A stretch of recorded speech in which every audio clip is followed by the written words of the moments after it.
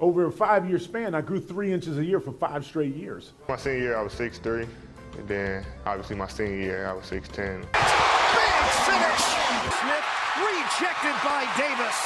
He's blocked by Davis. I was only 5'7" when I graduated high school.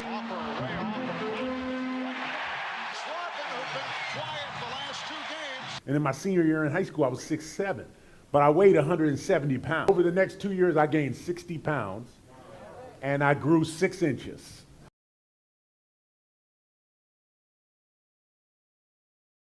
Woo! Let's go, baby. Hello there, Mr. Skintightflash. This is your boy Isaac from Nigeria, back here with another high video. So let's get right. Thank you so much for your videos. I'm so grateful. I've thanked you before, but honestly, I feel I can't thank you enough. Thank you so much. Thank you, thank you. You know what? Actually, I came in contact with your channel last year, 2024. At that time, I was only 15 years old. I was about to be 16, but I was only 15, and I was about 5 feet 10 inches. I think I was either 5 feet 9 or 5 feet 10 inches. I wasn't less than a solid 5 feet 10 inches. I came in contact with your channel, but then I had been trying to contact you, but then unfortunately it wasn't possible till this year during spring. Yeah, that's when, if I'm not mistaken, that's when you made a video about the Butterfly Way book, and then luckily enough I was able to contact you. Thank you so much. I can't thank you enough. Seriously, I owe you a lot. Like, serious. Thank you so much, sir. Thank you for accepting to help me. And I promised you that I won't be a burden. So this video will be my last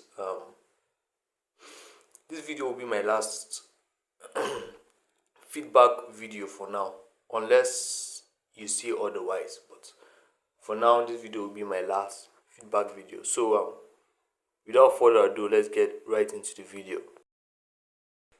So these are the changes I've made on my GT program.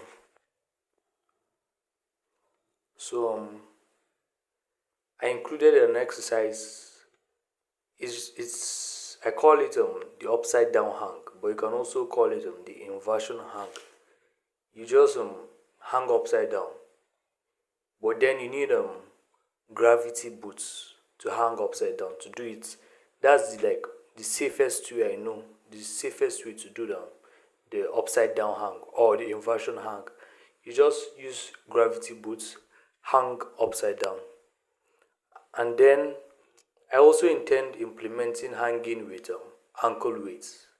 Yeah, because I feel it increases the chances of it puts more vertical pressure hanging with ankle weights. But I feel if an individual does to hang with ankle weights, he shouldn't go so heavy. Like I read in a book, and the book says the weights should not it shouldn't exceed 5 kilograms per leg. You shouldn't hang more than 5 kilograms per leg. So when I'm doing the actual hang, the regular hang, if I'm doing the regular hang,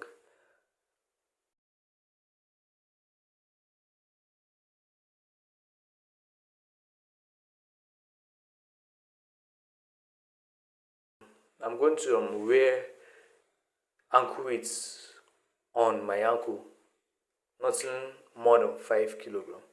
But the lowest end, I'm going to use 1 kg per leg.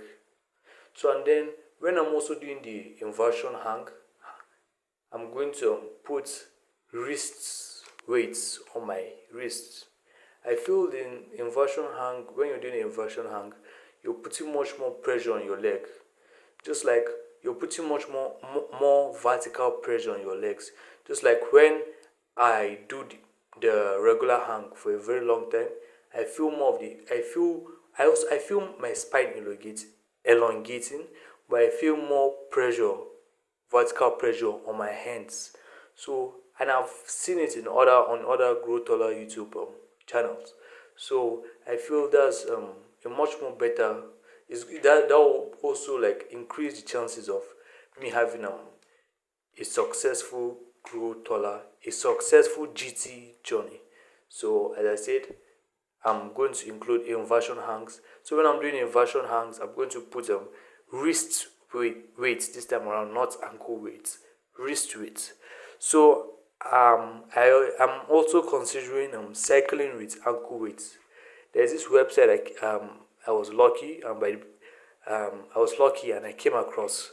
So then I saw people cycling with ankle weights on the bike, doing raised saddle cycling on with ankle weights on their ankle. So, but me, in my opinion, I feel it might not, if you're cycling with a very fast range of motion, it might only fatigue you. It might only make you get tired easily. But when you're like going on a moderate speed, you're not too fast, you're not too slow, and then you're focused on stretching the legs, that's when you have more gain. But if your focus is on being as fast as possible when cycling, and you have ankle weights while cycling, it might only make you get tired faster. But if you're moving at a moderate, let me just use the word moderate, at a moderate range of motion, then probably that's when you should do more.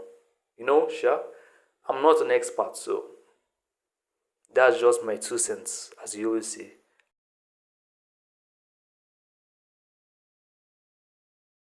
For now, I've decided to keep my basketball aside for a moment and focus more on my GT routine.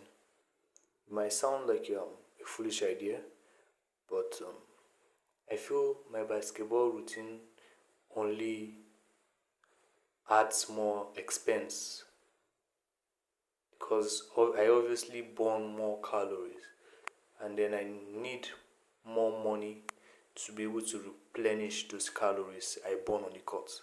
So, and then I feel it's going to be wiser for me to do that, so that I'll have to eat less compared to when I'm doing my basketball training, and then it's going to be much more better.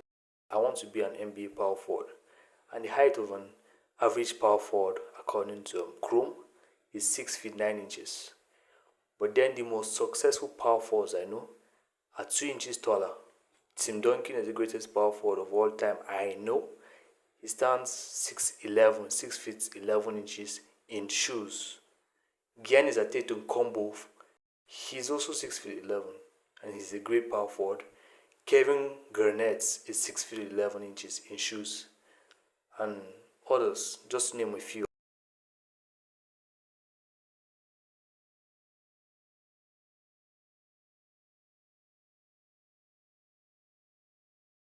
So Chat GPT recommends 120 to 145 grams of animal protein. So, and my goal is to gain to grow an inch. I'm going to go on an inch journey. So right now my weight is 145.5 or 66 kilograms. So, and then based on your chart, on the American charts, you said if I'm a small frame, that means you need to gain 5.4 pounds. So, first of all, I have to gain 3 pounds to get to 149.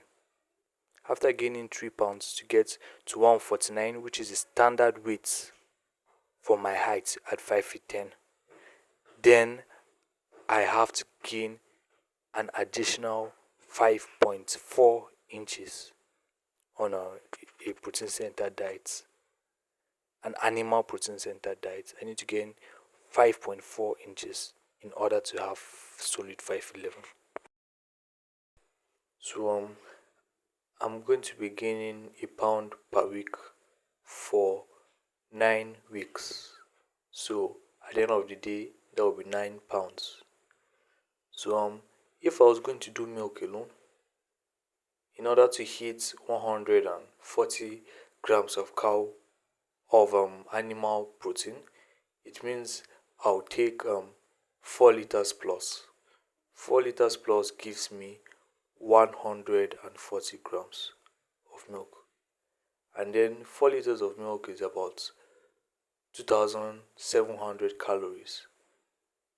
And since my daily caloric need is about 3,300 calories per day to gain a pound per week, so that means I'll just subtract 3,300 calories. I'll subtract 270 calories from 3,200 calories. Then that will be calories from carbs, from my carbs, which means that if I am to do milk alone, in order to hit 140 grams of protein per day, I need about 4 liters plus of milk. So 4 liters has about 2,700 calories. So in order to hit my daily calorie goal, which is about 3,300 calories per day, I'll just subtract 2,700 calories from 3,300 calories, which is 600 calories. So it means that I'm going to be getting 600 calories from carbs, then probably 2,700 calories from